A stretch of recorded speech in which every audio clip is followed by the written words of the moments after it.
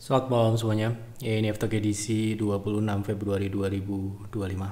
Seperti biasa, malam ini kita akan berikan update market IHSG dan juga membahas ide-ide yang masuk di kolom komentar F-Talk edisi kemarin 25 Februari.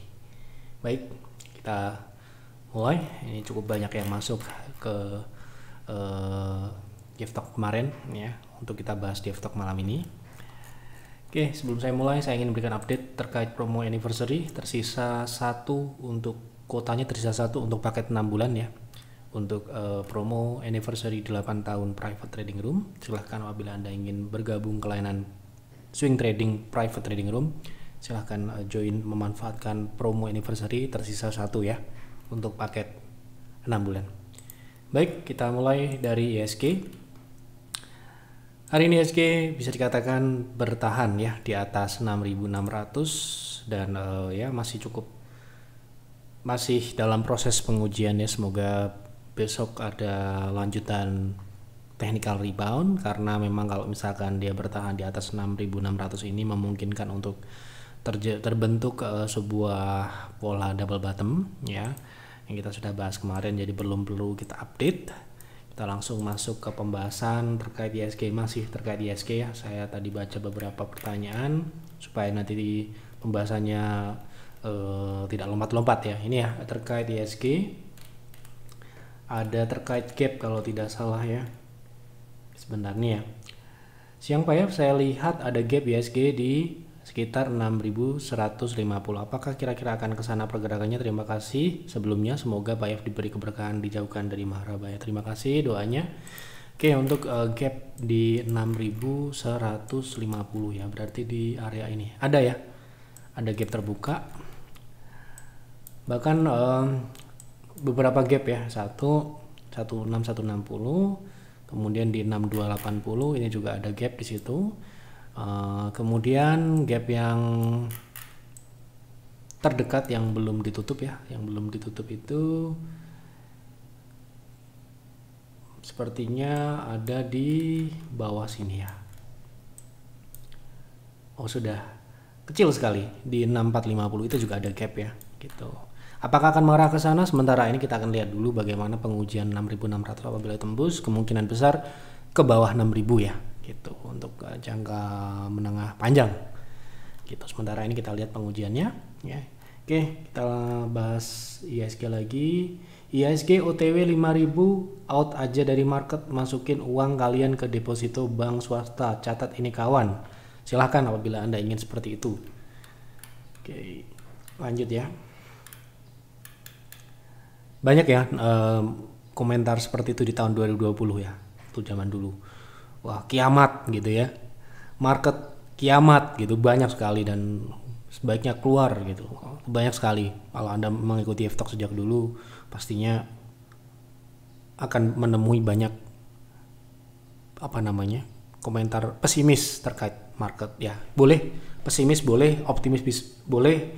Kita memposisikan diri sebagai netral ya, kadang optimis ya, kadang pesimis ya, tergantung gitu ya. Oke, lanjut ya. Ini terkait IHSG juga sepertinya. Nah, banyak masyarakat Indonesia mengatakan bahwa Indonesia gelap, tapi pemerintah kita selalu menyangkal akan pernyataan tersebut. Kemudian MSCI memangkas rating saham Indonesia menjadi underweight. Pergerakan rupiah sampai saat ini masih berada di 16.300-an, 16.300-an. Begitu juga IHSG yang dalam sehari saja bisa koreksi hingga 2%. Menurut Pak F, apa yang membuat pemerintah kita itu yakin bahwa Indonesia tidak gelap jika dilihat dari fakta yang ada, baik itu di lapangan ada dan juga di market? Mohon masukannya, terima kasih. Kalau menurut saya pribadi ya, kenapa kok pemerintah masih optimis gitu, karena memang tidak ada data-data yang secara ya membuktikan kalau kita ini dalam kondisi yang dalam tanda kutip gelap-gelap. Itu kan serem gitu ya, menakutkan gitu. Mungkin secara market IHSG memang turun ya, sedang turun, tetapi parameter kalau gelap itu dikorelasikan dengan sebuah kondisi ekonomi yang krisis dan sebagainya, saya rasa belum ke arah sana ya sekarang loh ya. Jadi kenapa kok seperti itu ya, kami tentunya harus mengacu pada data-data yang mungkin Anda bisa cross check nanti ya. Misalkan kita lihat pertumbuhan, kita mengacu pada market outlook juga ya. Kalau Anda memperhatikan market outlook, bahwa sekarang ini masih dalam masih dalam plan yang sudah kami sampaikan gitu ya. Gitu. Jadi di sini sudah kita sampaikan terkait beberapa hal yang tentunya terkait pertumbuhan. Jadi kalau misalkan ekonomi kita sedang dalam kondisi krisis gitu ya, biasanya akan tercermin dalam pertumbuhan ya. Pertumbuhannya ini bisa jadi negatif ya. Dan sejauh ini masih positif ya, masih di masih di 5%, pertumbuhan 5%. Itu masih sesuai dengan perkiraan kami di rentang 4,5% sampai dengan 5,5%. Jadi ini adalah target PDB tahun 2025 gitu ya. Kemudian terkait yang kedua, biasanya akan dilihat dari tingkat inflasi yang tidak terkendali. Kalau krisis itu inflasinya tidak terkendali ya. Dan sampai sejauh ini sekarang inflasinya masih di 1,5% dan itu masih di angka yang sesuai dengan BI tetapkan gitu ya, masih termanage dengan baik inflasinya. Kemudian terkait melemahnya mata uang, kurs gitu ya, itu juga pernah kita sampaikan juga terkait kurs, bahwa target kita itu di 17.000 ya untuk 2025 ini. Dan sekarang ini kalau kita lihat rupiah masih di 16.000 gitu ya. Jadi sementara ini masih sangat juga masih terkontrol gitu. Sejak Januari kemarin masih bertahan di bawah 16.400. Kemungkinan di 2025 rupiah bakal naik ke atas 17.000 ya, kemungkinan loh ya. Perkiraan kami itu sudah kami sampaikan, Anda bisa cari di Market Insight ya terkait rupiah. Nanti kita akan lihat di situ potensi untuk secara teknikal. Kemudian secara mata uang masih terkendali dan masih sesuai dengan apa yang kami sampaikan. Jadi itu juga wajar. Kenapa kok mata uang itu sekarang ini cenderung melemah? Karena negara kita, sekali lagi saya ulangi berkali-kali, negara kita itu negara komoditas. Ketika komoditasnya sedang melemah atau turun, mata uangnya kemungkinan juga akan mengalami penurunan. Apalagi sekarang ditambah sedang terjadi rebalancing, banyak big fund ya melakukan capital outflow dari market kita gitu ya. Itu wajar terjadi juga di 2015, sudah kami sampaikan juga bahwa setiap periode pergantian kepemimpinan politik biasanya mereka akan mengatur ulang, dan biasanya diawali dengan menarik posisi terlebih dahulu untuk melihat lebih detail bagaimana potensi ke depan gitu ya. Mana saja yang berpotensi dan tidak berpotensi itu akan dilihat dulu. Biasanya itu terjadi 1 sampai dengan 2 tahun ke depan ya. Nah, jadi kenapa kok rupiah melemah terkait komoditas? Kedua, secara capital market juga sedang dalam posisi rebalancing, restructuring dari era Jokowi ke era Prabowo gitu ya. Kemudian terkait biasanya indikatornya adalah adanya defisit neraca perdagangan ya. Jadi biasanya terjadi gangguan di situ, terlihat di situ. Dan sekarang ini saya cek terakhir kita masih surplus 3,4 miliar dolar. Itu artinya masih plus, masih surplus, tidak defisit. Lalu biasanya apabila terjadi gangguan ekonomi itu terjadi krisis perbankan, banyak kredit macet. Nah terakhir kita lihat BRI itu adalah saham perbankan yang paling turun. Ya, itu bisa menjadi sebuah cerminan investor itu mencemaskan, mengkhawatirkan resiko yang akan muncul di saham ini. Dan data terakhir, ya kenapa kok pemerintah masih menyangkal kondisi kita masih baik-baik saja. NPL BRI itu di data terakhir yang saya lihat, itu justru NPL-nya mengalami penurunan dari 3% menjadi 2,9%. 3% lebih ya. Jadi 2,9%, artinya itu masih termanage dengan baik meskipun terjadi penurunan pertumbuhan. Dari sisi kredit, dari sisi fundamental terjadi penurunan pertumbuhan. Anda bisa cek laporan kinerjanya, tidak hanya BRI, saham perbankan yang lain juga mengalami penurunan pertumbuhan. Kemudian biasanya juga terjadi parameter yang lain, itu adanya pengangguran yang tinggi. Data terakhir kuartal 3 sayangnya BPS belum ada kuartal 4, itu masih di bawah 4% dan trennya masih turun. Anda bisa cek datanya di BPS. Kemudian untuk defisit fiskal ya, biasanya kalau sedang terjadi gangguan ekonomi itu tidak terkendali ya defisit fiskalnya, dan Indonesia masih di kisaran 2,2% ya, jadi belum terjadi gitu ya. Lalu yang terakhir biasanya juga mungkin Bapak Ibu mungkin juga memperhatikan bagaimana kondisi banyak pelaku bisnis mengeluhkan kondisi perekonomian sekarang. Nah, berdasarkan data sekali lagi ya, indeks kepercayaan konsumen dan bisnis itu masih di 127-an, masih stabil sampai dengan sekarang. Jadi mungkin menurut saya, sekali lagi pendapat saya ini Anda bisa cari referensi yang lain. Jadi menurut saya seperti narasi yang sekarang ini sedang diangkat itu memang terkait ketidakpuasan masyarakat ya, terkait kebijakan yang diambil oleh pemerintah. Jadi ini sifatnya politik, dan ya sekali lagi namanya orang tidak puas itu ya mereka akan pesimis, itu sifat pesimisnya itu akan mulai mendominasi gitu ya. Dan ini tidak baik kalau misalkan tidak terkendali dalam waktu jangka panjang, itu bisa berbahaya juga gitu ya. Jadi sementara ini data-data yang ada itu masih baik-baik saja dan masih termanage dengan baik, menurut saya seperti itu ya. Sekali lagi saya tidak ada kepentingan apapun, kami tidak terafiliasi dengan siapapun, dengan politik manapun, dengan sekuritas manapun, dengan emiten manapun. Kami sama seperti yang lain, investor kecil, trader kecil, receh-receh. Jadi tidak mungkin kita memiliki koneksi untuk memberi kepentingan dan sebagainya. Ya, jadi kita pure menyampaikan data yang ada. Jadi Anda bisa cross check tadi yang saya sebutkan tadi. Bila mana mungkin ada yang salah, Anda boleh berkomentar.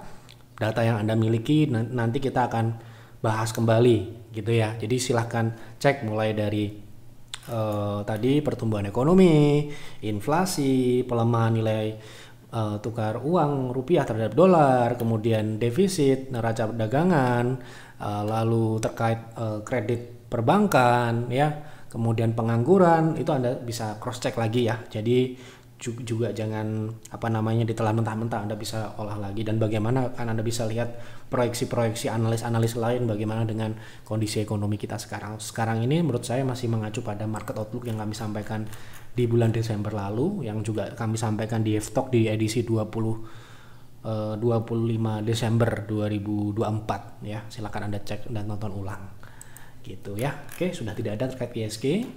Jadi terkait penurunan ISG ini sudah kami sampaikan jauh-jauh hari sejak tahun kemarin ya, terkait BRI turun ke 3.800 dan sebagainya, itu sudah kami sampaikan. Anda bisa tonton lagi, Anda bisa tonton di di F-Talk ya. Tinggal cari saja pembahasannya di sini ya. Anda tinggal cari ya, semuanya ada ya.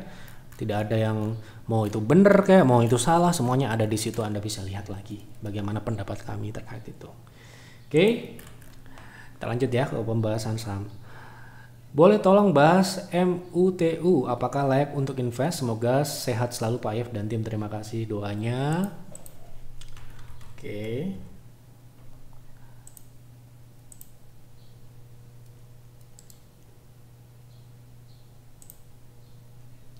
Baik. Oke. Dari sini kita lihat pertumbuhannya cukup baik ya. Pertumbuhannya ini di 2024 sangat signifikan sekali, positif ya, dan memang sebelumnya memang kinerjanya cukup jeblok ya. Kenapa kok pertumbuhan itu bisa terlihat sangat signifikan? Karena sebelumnya memang kinerjanya cukup turun gitu ya, dan sekarang ini pertumbuhannya kembali ya. Dan menurut saya ini termasuk pertumbuhan yang baik ya, dari atas sampai bawah. Dan kita lihat dari sini kemungkinan ini masih menunggu kuartal 4 ya, tapi so far masih cukup baik ya. Kita lihat dari laba operasionalnya juga bagus ya, dan juga dari laba bersihnya 2023 turun ya gitu. Nah, kita kita lihat kuartal 4 dari pertumbuhannya ini apakah berlanjut atau tidak. Kemudian secara profitabilitas ini juga improve, terjadi peningkatan ya. Nah ini ya, jadi terjadi peningkatan dan di atas 10% secara profitabilitas. Ini adalah sinyal yang cukup positif ya menurut saya secara fundamental gitu. Jadi mungkin perlu menunggu. Dan saham baru ya, saham yang relatif baru 2023 ya. Dan sekarang ini setelah kinerjanya turun di 2023 mulai membaik, mencerminkan fundamental yang membaik ya gitu. Jadi ini mungkin secara fundamental bisa dipertimbangkan gitu ya. Dan secara teknikal ini sudah mulai memberikan sinyal memulai uptrend ya. Masih dalam pengujian ya, sepertinya trennya ini di 100 ke atas. Kalau dia bisa bertahan di atas 100, kemungkinan ini akan memulai uptrend, mengejar level tertinggi sebelumnya di angka 200-an. Assalamualaikum Pak, mohon analisa teknikal SMDR untuk swing, apakah bisa masuk di harga saat ini, bagaimana strategi TP SL-nya, terima kasih. Oke, kita lihat SMDR untuk swing. Beberapa hari yang lalu kita sudah bahas ya, saham ini targetnya sudah tercapai tadi atau kapan ya sebentar, tadi juga sudah naik di 274, ini beberapa kali, 3 kali tercapai. Wajar ya, ini adalah resist yang penting. Kalau dia bisa tutup di atas 274 ini potensi lanjut ke 304. Nah bagaimana untuk entry di harga saat ini? Menurut saya harus menunggu konfirmasi di atas 276 dulu ya, baru untuk trading baru bisa masuk dengan stop loss ketat di bawah 262. Baik, mohon analisa HOKI untuk swing, berapa target kenaikan dan SL-nya, terima kasih, sehat selalu Pak. Oke, untuk HOKI Uyung Putra. Oke, sekarang masih swing turun ya. Jadi setelah breakdown support 100, potensinya kembali melanjutkan penurunan dengan target turun terdekat sepertinya di lower shadow ya, di lower shadow di area 94 sampai dengan 92. Sementara ini masih wait and see dulu ya, masih menunggu turun di area 94 sampai dengan 92 gitu. Malam Pak, mohon analisa Adaro, apakah saat ini menarik untuk trading jangka pendek, berapa risk dan rewardnya, terima kasih. Oke, kita lihat Adaro masih swing turun ya sekarang ini, dan potensinya masih, swingnya masih berlanjut ya. Kalaupun kita trading di harga saat ini, potensi naiknya atau potensi swingnya itu nampaknya akan terbatas ya, terbatas di bawah tren turun ya. Ya ini trennya ya, dan ini kemungkinan kecil upside-nya hanya kurang dari 5%. Jadi kalau saya mungkin akan cari yang lain dulu sembari saham ini nunggu di bawah lagi. Misalkan di bawah, di level 2000, level psikologis, walaupun di sini secara Fibo tidak ada, tapi ini bisa saja beberapa waktu diuji dan terjadi technical rebound. Tetapi kalau misalkan Anda mengacu pada Fibo menunjukkan potensinya ke bawah 1850. Ya, tunggu di situ untuk target turunnya. Halo Pak Ep, minta tolong boleh untuk saham KOKA, apakah sudah like invest? Dan apakah kalau swing trade sudah cocok belum? Wah, pertanyaannya agak membingungkan ya. Kalau invest ya invest, trading itu loh ya. Jangan dua-duanya. Nanti saya rekomendasikan trading, ternyata like invest juga. Saya belinya ketinggian tetapi bisa untuk invest, saya invest saja. Nah, itu nggak boleh begitu ya. Jadi kalau trading ya trading, invest ya invest. Jadi kita tidak abu-abu gitu ya. Kita tidak menggunakan dua strategi dalam satu saham. Itu nggak bisa. Ya, nanti kebingungan. Misalkan kita entry-nya pakai trading, exit-nya pakai investasi karena nyangkut. Nah, itu nggak boleh ya. Kita bahas trading aja lah, atau invest aja ya. Ini yang pertanyaan invest. Oke, kita lihat kelayakan investasinya dulu ya. Oke, KOKA. Oke.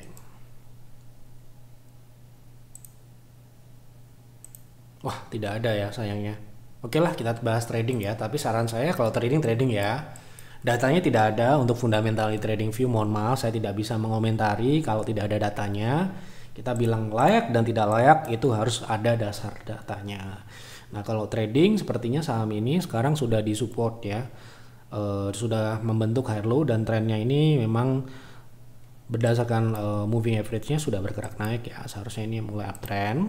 Kemudian untuk trading kita lihat potensinya ke 0,3 itu sekitar 7% di 104. Anda bisa trading di harga saat ini dengan stop loss di 91 dengan target di 104 sampai dengan 115. Itu trading ya. Sekali lagi invest saya no comment karena nggak ada datanya. Tadi terkait ISG gap sudah saya bahas. Selamat malam Pak Ep, mohon dibantu analisa saham CBDK untuk swing dalam jangka pendek. Terima kasih sebelumnya. Oke, tadi kita trading juga CBDK 2 kali ya, kita cut ya saham ini karena gagal naik ya. Gitu, dan sepertinya ini mengarah ke masih swing turunnya ini masih berlanjut. Tadi sempat naik ya di 7.300 setelah kita masuk di 7.100 atau di bawah itu. Kemudian saham ini sempat naik ke 7.300. Nggak sampai beberapa jam dia turun lagi. Ternyata swing turunnya masih berlanjut. Nah, seperti itu ya. Saya amati saat ini kondisi ISG itu kemungkinan akan kecenderungan konsolidasi dan tanda-tandanya akan banyak muncul false signal. Jadi akan lebih baik jika turun sekalian atau naik sekalian ya ISG-nya supaya kita lebih clear melihat signal. Nah, sekarang ini sinyalnya banyak yang false. Gitu, saya lihat seperti itu. Nah, ini masih swingnya masih turun. Sementara ini mengarah ke lower shadow di 6.500 ya. Jadi terdekat di 6.800 ini kemungkinan juga akan diuji. Tapi akan lebih menarik lagi jika 0,7 di 6.400 atau 6.500 ini diuji untuk swing trade. Oke. Malam Pak, mohon bantu analisa saham MEJA untuk trading. Terima kasih. Oke. Oke, untuk MEJA ini kemarin sempat naik ya, kemudian turun lagi. Kita juga beberapa kali trading di saham ini.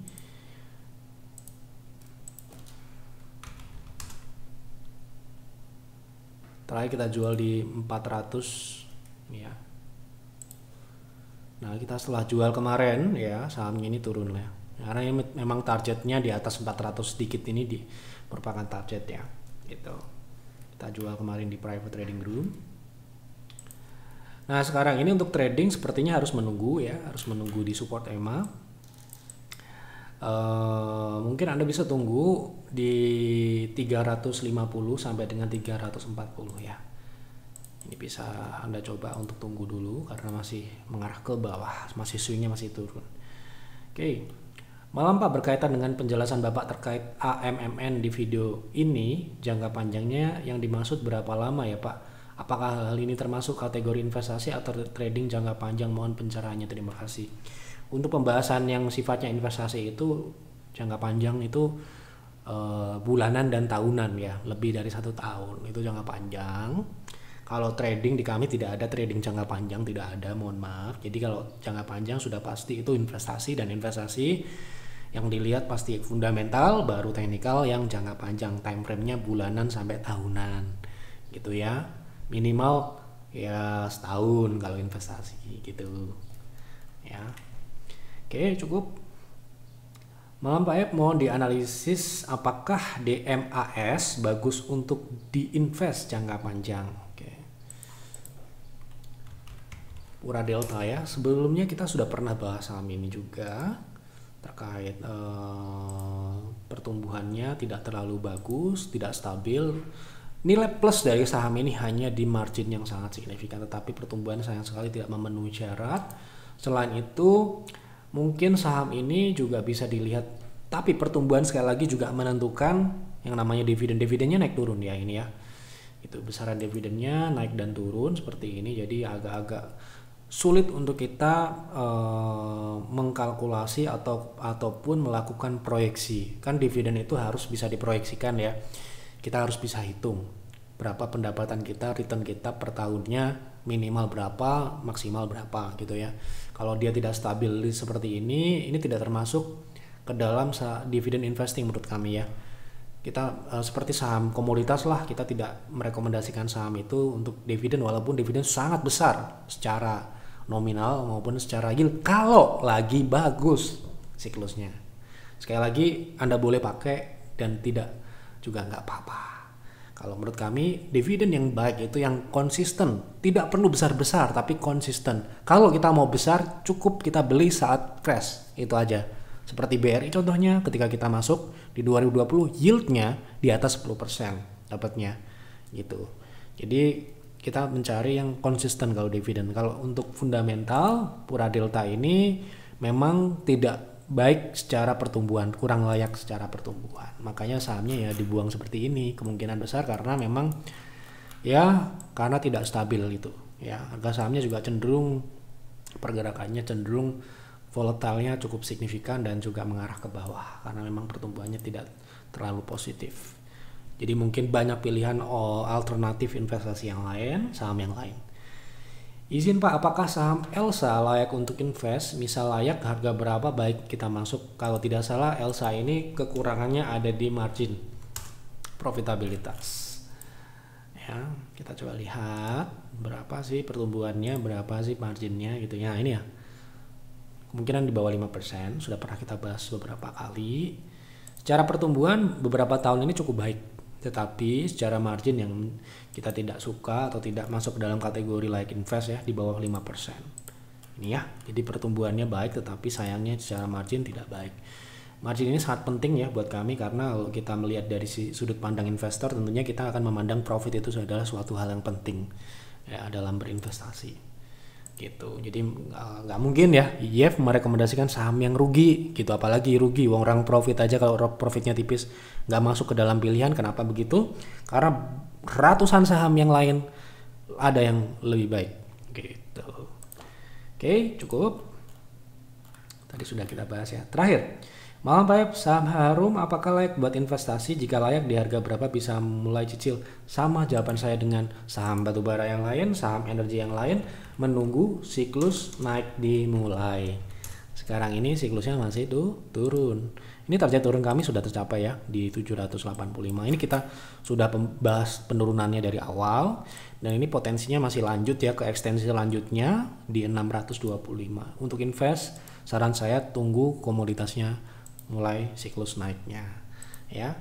Jadi Anda lihat dari sini ya, ini pertambangan ya. Jadi jelas komoditas itu menentukan arah dari fundamentalnya maupun harga sahamnya. Oke.